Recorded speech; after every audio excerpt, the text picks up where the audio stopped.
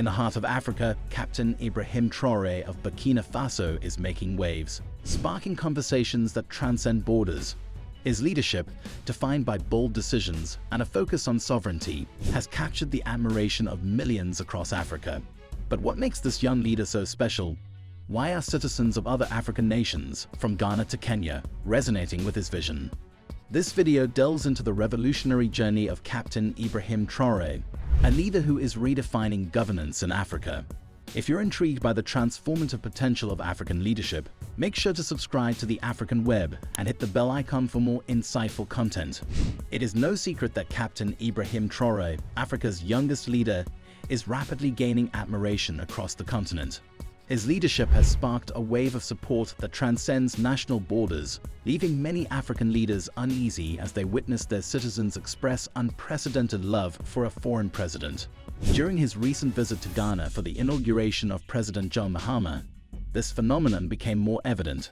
Among the 30 African heads of state and dignitaries in attendance, it was Traoré who stole the spotlight. When it was his turn to approach the podium and greet the new Ghanaian leader, the crowd erupted in wild cheers. The applause for Traoré was louder than for any other leader present. But why does this young president inspire such devotion? Traoré's ability to connect with the people has set him apart. Unlike many African leaders who maintain a formal and distant demeanor, Traoré is known for his accessibility. Videos of him mingling with ordinary citizens, participating in community activities, and addressing crowds in local dialects have gone viral on social media. His authenticity resonates with Africans who have grown weary of out-of-touch leaders. The admiration for Captain Ibrahim Traoré isn't confined to Burkina Faso or Ghana. In Kenya, where President William Ruto's administration has faced widespread criticism for corruption and economic mismanagement, citizens have started expressing their admiration for Traoré in unexpected ways. Public buses across Kenya are now adorned with painted images of Traoré, a symbolic act that speaks volumes. Why would a nation's citizens honor a foreign leader over their own president? This rare phenomenon reflects the deep yearning for honest, patriotic, and effective leadership. In Kenya's urban centers, discussions about Traoré's policies have become commonplace. From coffee houses in Nairobi to university campuses in Mombasa, citizens debate the potential for such a leadership style to be replicated in their country. This admiration has also sparked peaceful demonstrations calling for reforms and demanding more accountability from their own leaders. Captain Ibrahim Traoré's leadership style is a stark departure from the often Western-influenced governance models seen in many African nations. Since coming to power in a military coup in 2022, Traoré has shown unwavering commitment to Burkina Faso's sovereignty. Unlike many African leaders who rely heavily on loans from international financial institutions like the International Monetary Fund, IMF, and the World Bank, Traoré has boldly rejected these institutions. He openly declared that Africa does not need the IMF, the World Bank, Europe, or America, a radical stance aimed at achieving self-sufficiency and financial independence. Does this represent a new path for African governance? Traoré's approach to governance focuses on mobilizing internal resources. His administration has launched initiatives to harness the potential of local talent and innovation. For instance, he has promoted youth-led startups in technology and agriculture, providing them with funding and technical support. By empowering young entrepreneurs, Traoré is laying the groundwork for a self-reliant Burkina Faso. Many have drawn comparisons between Captain Ibrahim Traoré and Burkina Faso's legendary revolutionary leader, Thomas Sankara. Often referred to as Africa's Che Guevara, Sankara was renowned for his anti-imperialist stance and policies aimed at reducing reliance on Western aid. Similarly, Traoré has championed economic nationalism, prioritizing domestic industry and agriculture over foreign dependence. Under his leadership, Burkina Faso's GDP has grown from $8.8 billion to $22.1 billion.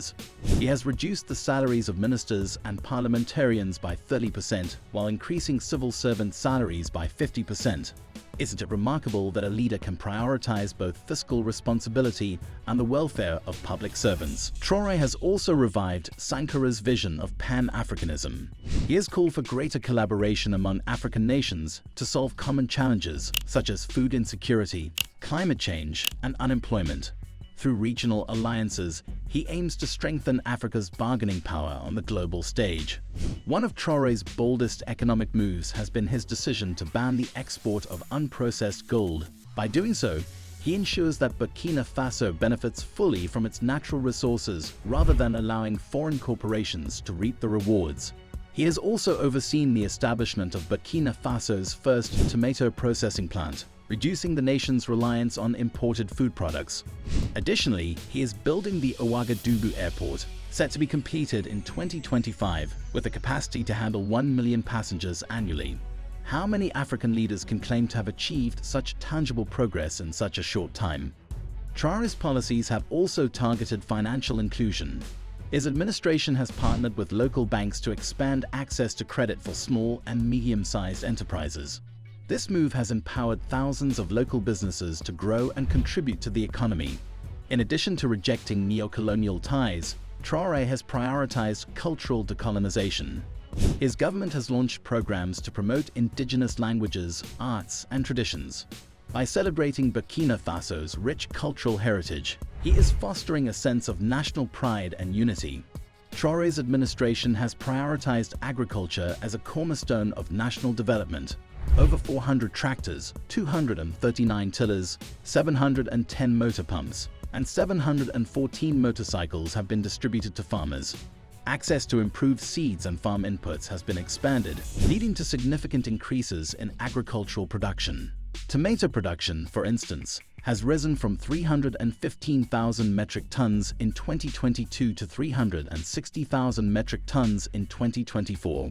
Similarly, millet production has surged from 97,000 metric tons to 1.1 million metric tons, while rice production has grown from 280,000 metric tons to 326,000 metric tons. These efforts not only reduce Burkina Faso's reliance on imported food, but also create local employment opportunities. Isn't this a blueprint for sustainable development? The admiration for Captain Ibrahim Traoré highlights a growing dissatisfaction with the status quo in many African nations. In Kenya, President William Ruto has been ranked among the most corrupt leaders on the continent, facing criticism for economic mismanagement. Similarly, Ghana's former president, Nana Akufo-Addo, left office amid high inflation, a depreciating currency, and harsh IMF bailout conditions. Across Africa, youth movements are gaining momentum, inspired by Traore's example. These movements call for transparency, accountability, and policies that prioritize citizens over foreign interests. Could this be the beginning of a continent-wide shift in governance? The rise of Captain Ibrahim Traoré marks a turning point in African politics. His leadership, characterized by economic self-sufficiency, rejection of neo-colonial influence, and prioritization of national development, has inspired millions across the continent. Africans are tired of corruption, empty promises, and foreign exploitation. They are demanding leaders who take decisive action to improve their countries. Will Traore's governance model become a template for other African nations? Or will his efforts remain isolated? Don't forget to like, share, and subscribe to the African Web for more stories that delve into Africa's journey toward progress.